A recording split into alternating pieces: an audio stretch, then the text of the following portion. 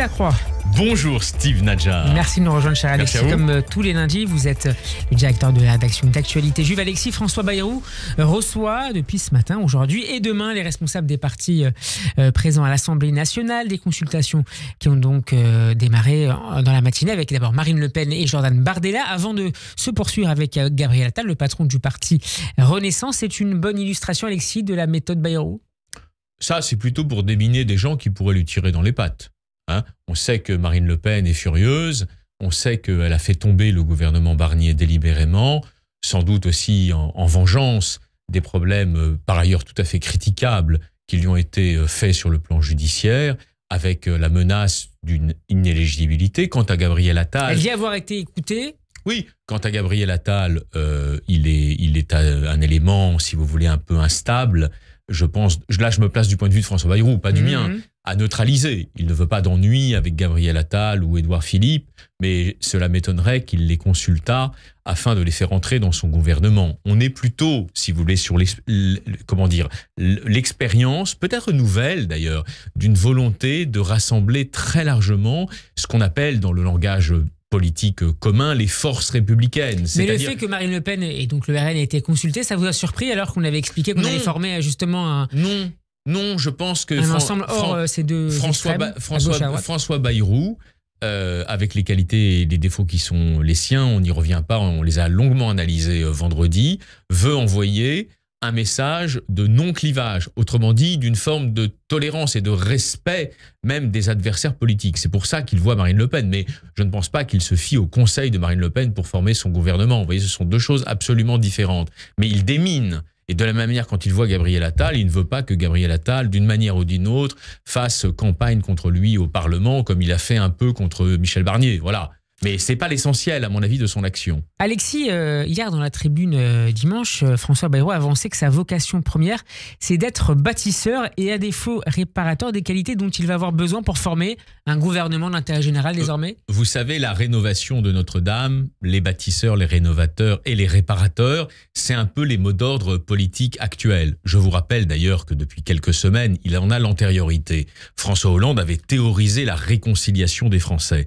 Et nous sommes avec un Premier ministre qui a vraisemblablement intégré dans son logiciel politique, si vous me passez cette expression barbare, cette nécessité d'élimer un petit peu les contours de la conflictualité dans la société française. Et donc l'idée, on y revient toujours, c'est plus que jamais d'actualité, mais avec un élément nouveau.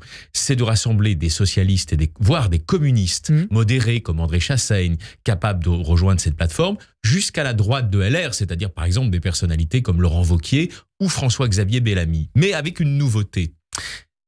François Bayrou, je ne l'ai jamais pris pour un imbécile, je le connais pour les raisons que je vous ai dites, c'est un intellectuel en politique avec les défauts qui s'y attachent, le côté parfois un peu rêveur, mais il est réaliste aussi dans son analyse de la société française.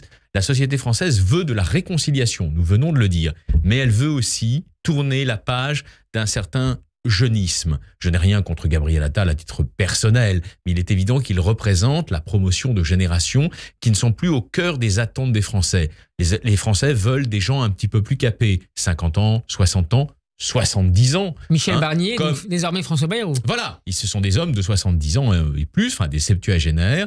Et dans le moment présent, c'est la théorie du grand-père de François Hollande. Ce sont en fait des personnalités qui, avec l'expérience qu'elles ont accumulée, la vision du monde, souvent un petit peu plus souple, un peu plus large, un peu moins intolérante que celle qu'on peut avoir dans la jeunesse, ont un effet rassurant. Et alors, cerise sur le gâteau, il souhaite que dans son gouvernement, il a un peu la main, dites-vous bien, aujourd'hui c'est lui qui a la main pour composer ce gouvernement en accord avec le président, mais il va quand même proposer beaucoup de noms. Il souhaite qu'il y ait des personnalités capées, justement. Alors, des poids lourds. Alors, voilà, on dit poids lourd, ça c'est dans le langage, j'allais dire, du commentaire politologique, mais ça veut dire des personnalités qui sont lestées d'une expérience. Mais n'est-ce pas ce qu'avait essayé de faire Michel Barnier il y a 3 mois et demi? Non, mais bien sûr, Michel Barnier, je crois, on l'avait analysé, anticipait déjà ce mouvement de rupture avec la Startup Nation et le jeunisme macronien première manière. Là, on est clairement entré, définitivement, si vous voulez, dans le deuxième âge du macronisme, voire, disent certains, dans le post-macronisme. Et donc, on revient à certains fondamentaux. S'il faut les résumer, c'est très simple, on va le dire avec un adage populaire.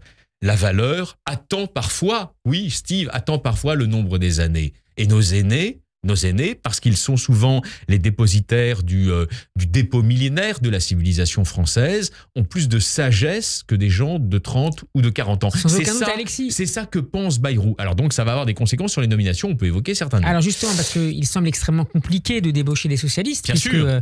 Le PS menace d'exclusion toute personnalité qui intégrerait le gouvernement de Bayrou. On évoque notamment, néanmoins, le nom de Jérôme Gage. Oui. À la santé, c'est une information d'opinion, même si par ailleurs le nom de Philippe Brun qui est avancé pour l'économie. Jérôme Gage, ça paraît. Ça ne marchera pas. Non, mais Jérôme Gage, ça paraît ultra probable. C'est un homme d'expérience, un cinquantenaire. Il connaît très bien les EHPAD. Il serait évidemment qualifié. Il est par ailleurs parlementaire de l'Essonne. Il a plutôt représenté le courant des frondeurs à l'époque de Manuel Valls et de François Hollande. Et il serait exclu du PS. Oui, enfin, j'en sais rien. Pierre Moscovici est évoqué également.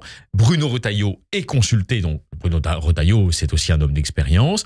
On ne peut pas totalement dire, à l'heure qu'il est, que les pistes de Cazeneuve, de Bernard Cazeneuve, ancien Premier ministre, homme d'expérience, ex-Parti socialiste, la Convention, mais aussi du très conservateur François-Xavier Bellamy, pour la rue de Grenelle, sont exclus. Député européen. C'est absolument évident qu'il ne veut plus, alors on peut le dire comme ça. Hein, d'une phrase, Alexis. Oui, d'une phrase. Il ne veut plus d'un gouvernement de petits hommes gris ou de petites femmes grises connus simplement de leur grand-mère et de leur tante, qui n'ont pas d'épaisseur politique, qui n'ont pas d'expérience politique et qui donc risquent de faire des conneries. Merci beaucoup, Alexis Lacroix. À demain, bon après-midi. Ouais, à vous aussi.